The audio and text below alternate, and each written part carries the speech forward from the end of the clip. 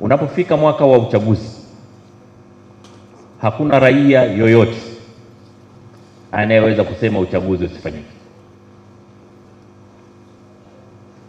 Hata Rais wa Jamhuri ya Muungano wa Tanzania, hata makamu wa Rais wa Jamhuri ya Muungano wa Tanzania, hata waziri mkuu hawezi kulitamkia taifa kwamba uchaguzi hautafanyika, kwa sababu hili ni takwa la kikatiba.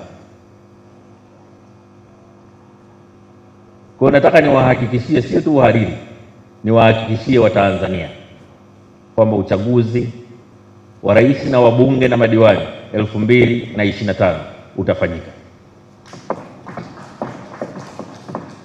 Moja na haki ya raia kugombea na kuchaguliwa, ni kosa kubwa kukilazimisha chama chochote cha siasa kuingia kwenye uchaguzi.